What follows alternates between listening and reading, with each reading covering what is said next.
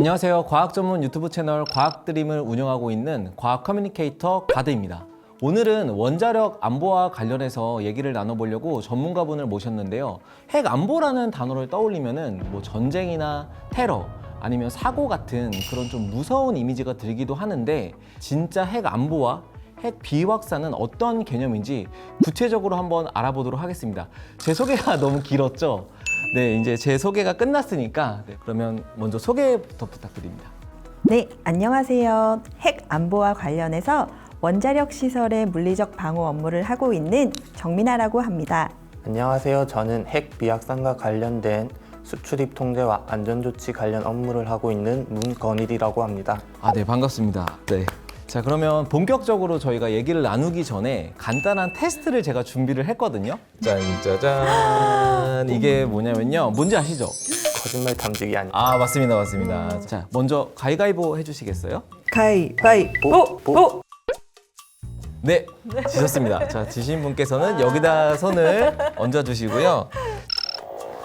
나는 원자력 발전소에 대한 비밀사항을 누군가한테 얘기한 적이 있다. 없습니다. 정말 없습니까? 네, 잠시만요. 네, 어떻게 될지 한번 볼까요?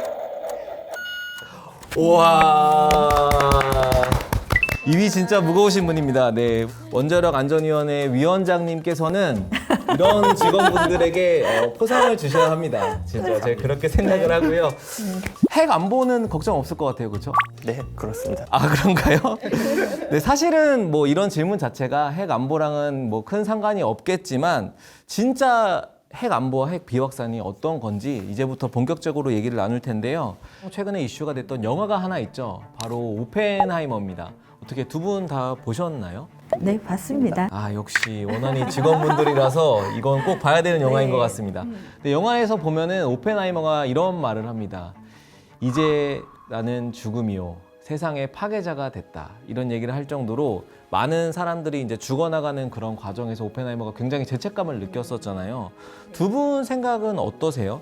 오펜하이머가 굉장히 그 재판 과정에서 괴로워하는 그런 장면들을 보면서 이제 한 사람의 과학자로서 또 그런 발전을 시켰지만 또 그 양심이나 그런 것들을 괴로워하는 장면을 보면서 정말 그 인류가 살아가면서 어려운 문제가 많구나 하는 생각을 했습니다. 맞아요. 이 영화가 진짜 우리한테 던져주는 메시지가 굉장히 많은 것 같은데 어떻게 생각하세요? 그 오펜하이머가 잘못됐다고 생각하세요? 영화에서 그 원자력 자체가 사실 세계 평화와 인류 복지 증진을 위해서 쓰일 수 있는 큰 에너지원 중 하나인데, 그것을 군사적 목적으로 사용하게 되면서 그러한 비극적인 결말을 낳았던 영화 내용이 아니었나 저는 생각을 합니다. 맞아요. 이 원자력이라는 것 자체가 사실은 이제 과학적으로 보면은 우라늄 235를 얼마나 농축시키느냐에 따라서 이게 쓰임새가 다르잖아요. 235를 5% 이하로 농축시키면은 이거를 발전용으로 쓰고, 아니면 80% 이상으로 농축시키면은 이제 무기로 사용되곤 하는데, 어떻게 사용되느냐? 가 굉장히 중요한 것 같고, 그렇다면 이제 본격적으로 핵 안보와 핵 비확산 얘기를 하면 좋을 것 같은데요. 이 용어에 대한 구체적인 개념이 어떤 건지 좀 설명 좀 부탁드려도 될까요? 네, 다들 핵 비확산 핵 안보에 대해서 명확하게 잘 모르실 텐데요. 국제원자력기구는 핵 비확산을 원자력 활동이 군사적 목적으로 전용되지 않도록 하여 핵무기의 확산을 방지한다는 개념으로 정의하고 있습니다. 그리고 핵 안보 같은 경우에는 핵물질, 여타 방사성 물질, 핵물질 관련 시설 및 방사성 물질 관련 시설에 대한 악의적 행위를 탐지 및 예방하고 그에 대응하는 조치로 규정하고 있습니다.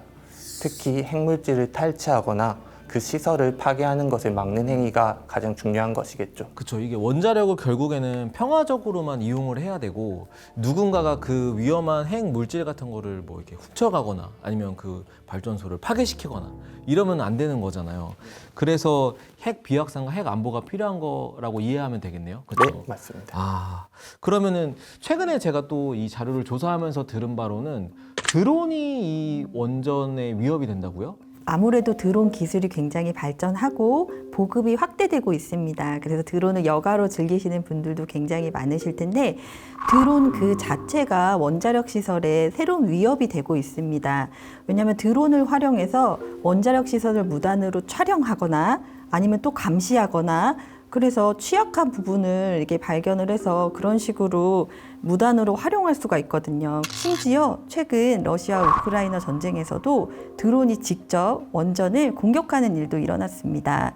그래서 우리나라 원전 주변 지역은 항공안전법에 의해서 비행 금지 구역으로 지정이 되어 있습니다. 원전 자체가 국가 중요 시설이기 때문이기도 하고요. 네.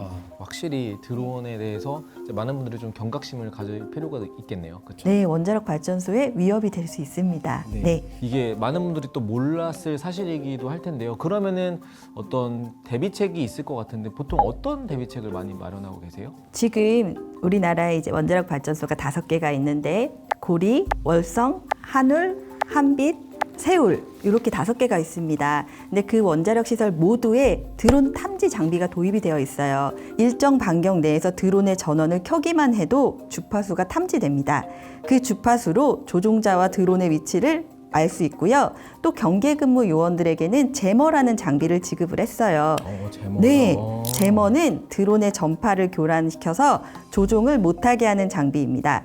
그러니 원전 주위에서는 함부로 드론을 날리지 않도록 주의하셔야 합니다. 제가 이건 개인적인 좀 궁금증이긴 한데 이게 드론은 어쨌든 로봇 형태니까 근데 드론 말고 어떤 야생 조류가 하늘에서 이렇게 날아와가지고 부딪히거나 아니 공항에서는 실제로 그런 사고가 많이 나잖아요. 근데 원자력 발전소에서는 이제 그런 위협은 또 없는지가 좀 궁금하긴 하네요. 물론 이렇게 조류는 자유롭잖아요. 그죠, 그래서 자유롭게 다니기 때문에 원자력 시설에 그 말씀하신 대로 좀 부딪힐 수는 있습니다. 하지만 원자력 안전에 위협이 된 적은 없습니다. 네, 역시 튼튼합니다. 네, 튼튼합니다. 네. 네, 드론은 이제 함부로 날렸다가는 이제 과태료도 물 수 있고 그렇다고는 알고 있는데 이제 많은 분들이 이 사실을 알면 좋을 것 같고요. 이게 물리적 위협뿐만 아니라 이제 사이버 보안도 중요하다고 들었어요. 왜냐면은 2014년도였나요? 그때 이제 한수원 해킹 사건이 벌어져서 이제 많은 국민들이 걱정을 했던 그런 사건이 있었는데 사이버 보안 관련해서는 지금 어떻게 대비를 하고 계세요? 네, 이제 원전에 대한 사이버 테러의 그런 우려도 굉장히 커지고 있습니다. 그래서 원자력 안전위원회 산하에 원자력 통제기술원이라는 곳이 있는데요. 그곳에 사이버 보안실에 전문가로 구성된 전담팀이 있습니다. 그분들이 심사와 검사를 이제 열심히 수행하고 계시고요. 또 이게 실제 상황에서 일어나는 사이버 테러에 대응하기 위해서 훈련이나 평가도 실제 상황에 맞춰서 저희가 시행하고 있습니다. 이게 확실히 이 분야에서도 이 시스템을 구축하고 그거를 또 이렇게 방지하고 하는 일들이 굉장히 중요시 되고 있는 것 같네요. 네, 맞습니다. 그러면은 좀 오래 기다리셨나요? 그 한 가지 더 궁금한 게 있는데 이제 우리나라가 원자력 수출 국가 아닙니까? 그렇죠. 아주 자부심을 가져도 될 만한 원자력 수출 국가인데 이제 원자력을 수출입하는 그런 과정에서도 뭔가 핵 비확산과 관련된 그런 규제들이나 절차들이 있을 것 같아요. 그러면 이 원자력 수출입 같은 경우에는 보통 어떤 식으로 통제가 많이 이루어지고 있어요? 원자력 수출입 통제는 핵무기의 개발, 생산, 사용 등에 이용될 수 있는 물품이나 소프트웨어, 기술을 통제하는 제도를 말합니다. 원자력의 핵 비확산을 촉진하고 평화적 이용을 보장하는 데 핵심적인 역할을 하게 되죠. 이러한 수출입 통제 업무는 수출입 통제 대상 확인, 수출 허가, 정보 보증 등으로 이루어져 있습니다. 특히 이번 아랍에미레이트 바라카 원전 수출 시에는 원활한 수출 사업을 위해 원자력안전위원회가 2023년 1월 15일 아랍에미레이트 원자력 규제기관인 연방원자력규제청과 행정약정을 체결하여 수출 허가 절차를 대폭 간소화하는 일이 또 있었습니다. 이거 단어가 굉장히 어려웠거든요, 지금. 이게 어쨌든 간소화 시켰다는 거잖아요. 그러면은 그 원전을 수출하는데 절차가 간소화되기가 쉽지 않을 것 같은데 어떤 식으로 이게 간소화가 된 거예요? 네, 기존에는 양국 외교부를 통한 정부 보증이 필수였으나 행정약정 체결로 인해서 양국 규제기관 원안위와 파나 간에 직접 정보를 교환하여 수출허가 절차를 빠르게 진행할 수 있었습니다. 이번 행정약정으로 수출허가를 받는데 소요되는 기간이 최대 6개월까지 단축되었습니다.